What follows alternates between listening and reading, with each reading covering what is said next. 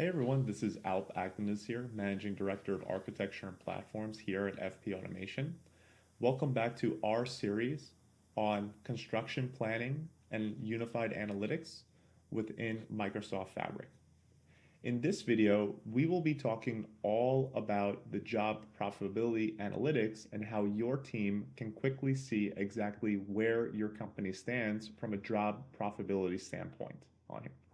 What we're currently looking at is a single chart showing us our actual gross profit percentage based on actual revenue or billings and actual costs that have come into the system versus the revised estimate gross profit percentage. That is a full job estimate of billings versus costs, showcasing how we are trending versus what our expected gross profit percentage is showing. This also shows us the ability to be able to filter to different months to see exactly how our gross profit percentage is changing as we are moving throughout the process here. Now, keep in mind that all jobs behave differently, and there could be valid reasons behind why the gross profit percentage is not currently at the expected gross profit percentage that you are expecting from a revised estimate standpoint. And that could partially be because you haven't necessarily billed yet, data has not hit your systems, but this also allows you to see where there are gaps, allowing you to double click into jobs, such as, for example, job number 24001. So imagine now you have the ability to be able to look at this particular job here and then jump into the job performance analytics where we can start to understand exactly what is happening with this particular job. And let's go ahead and let's focus on April right here. So what we're looking at is currently an individual job performance view. And this job performance view is meant to look at a single job, in this case, job number 24001. We can see that it belongs to Mike Reynolds right here. And what's also interesting about this job is that it has essentially the same setup as our previous WIP schedule that we reviewed in our first video. However, we're now looking at the individual job and getting a 360 view as to what's happening.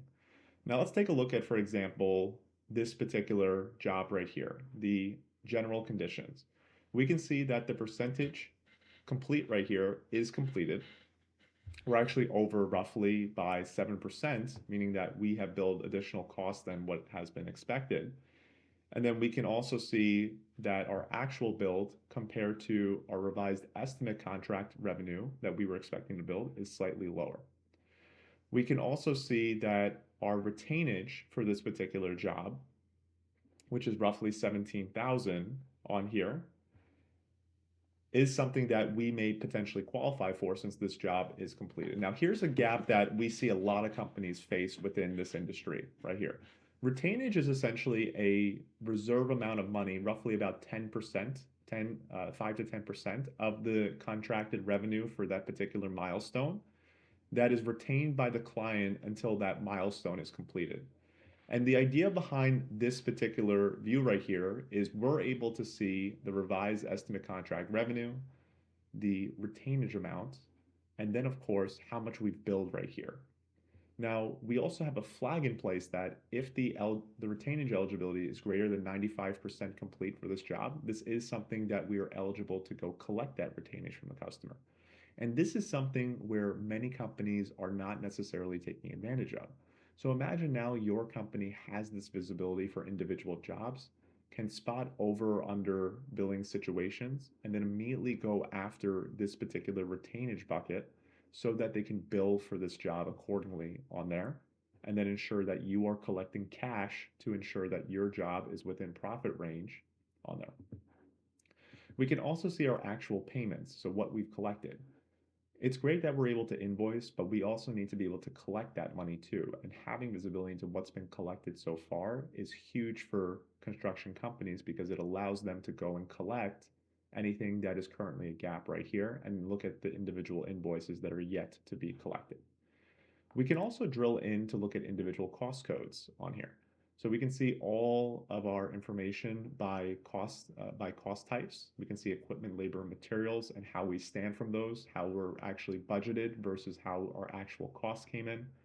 We can also look deeper into these ones and look at the particular cost code itself that's associated with it. Cost codes become very important as you are marrying up different systems because it allows you to be able to compare your estimates versus your actuals very easily within the system right here.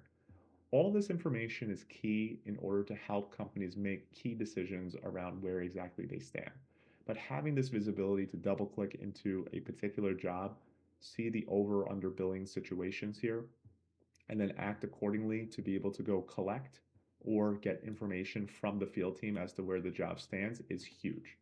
So I hope you enjoyed this particular video in this series. In our next video, we'll be talking about change order analyses and how your company can spot in progress change orders that need to be changed into actual approved change orders.